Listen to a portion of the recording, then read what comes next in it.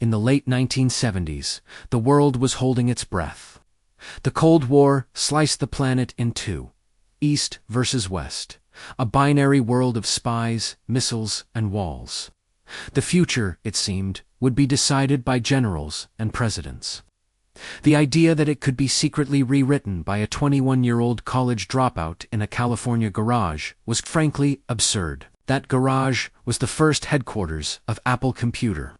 Steve Wozniak was the technical wizard, a genius who could bend silicon to his will. Steve Jobs was the visionary, a force of nature who saw not just circuits and wires, but a bicycle for the mind. While corporate giants like IBM built massive mainframes for governments. Guarded by a priesthood of technicians, Jobs and Wozniak were starting a rebellion. Their personal computer was an act of defiance, placing immense power into the hands of a single person. For years it was a subculture, a niche obsession. But with each new model, the idea grew. This wasn't just about processing data. It was about creating, communicating, empowering.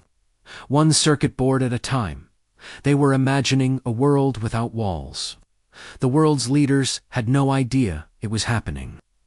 While this quiet revolution brewed on Earth, a much grander journey had already begun. On September 5, 1977, Voyager 1 launched into the cosmos. Its twin, Voyager 2, had left 2 weeks earlier. Their mission was a grand tour of the outer planets Jupiter, Saturn, Uranus. Neptune, a once-in-a-lifetime shot, made possible by a planetary alignment that happens only once every 176 years. It was a triumph of engineering, but attached to the side of each probe was something else, something that had nothing to do with science and everything to do with the soul. The Golden Record, a 12-inch gold-plated copper disc containing images, sounds of wind and thunder, greetings in 55 languages, and music from Bach to Chuck Berry. It was a cultural arc, a portrait of humanity sent into the cosmic ocean. It was a gesture of almost absurd optimism. At the height of the Cold War, as we perfected ways to annihilate ourselves, a small team sent a message of peace and beauty to the stars, saying, "This is who we are. Please remember us." Back on Earth, the 1980s saw these two worlds, the geopolitical and the digital race forward, on parallel tracks. The Cold War intensified. Personal computers became more common, but they were isolated islands of technology. The idea of them talking to each other was still a distant dream. And then history slammed its foot on the accelerator. In the late 1980s, the Soviet Empire began to crack. On the night of November 9, 1989, a tired, mid-level bureaucrat in East Berlin gave a confused answer at a press conference. A single spark in a powder keg. Word spread like wildfire. East Berliners swarmed the checkpoints. The guards without orders were overwhelmed. They opened the gates. The fall of the Berlin Wall was more than a political event. It was a psychic break.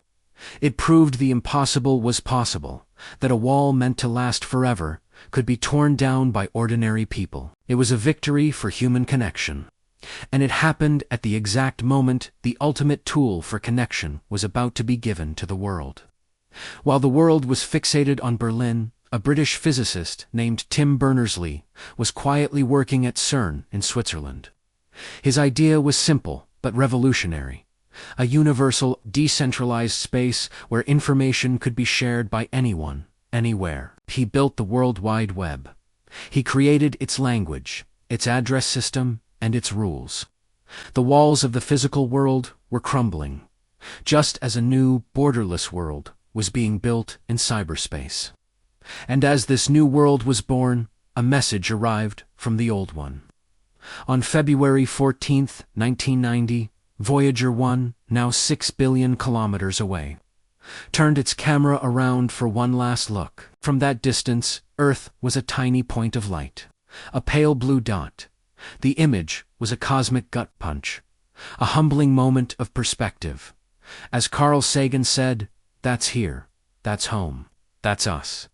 All our wars, our art, our love, our hatred, all of it happening on that tiny, fragile stage.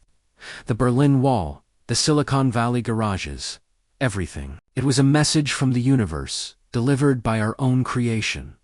You are all in this together. The 90s and 2000s were an explosion of this new connectedness. But connection is a neutral force. It can build bridges, but it can also transmit poison. The first truly global event of the 21st century was not one of unity, but of terror. The attacks of September 11th were a dark mirror of our connected world. Planned across borders, using the very networks meant to bring us closer. The dream of a borderless world soured. The tool of connection became a tool of surveillance. Our greatest strength had revealed our greatest vulnerability. Then, we put the network in our pockets. The smartphone arrived.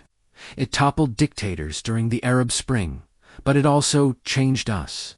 Algorithms designed to keep us engaged began pushing us into echo chambers, rewarding outrage and amplifying our biases. The tool meant to connect the world began slicing it into warring digital tribes.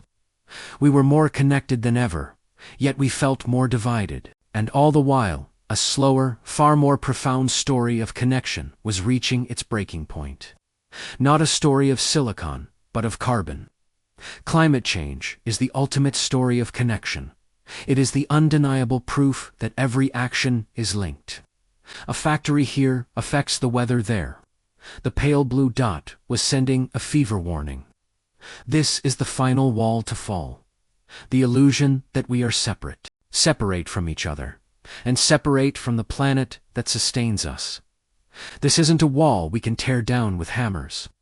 It's a system we've all built, and one we all must now face together. Thanks for watching. If this story made you think, please consider liking this video and subscribing for more deep dives into the forces that shape our world. See you next time.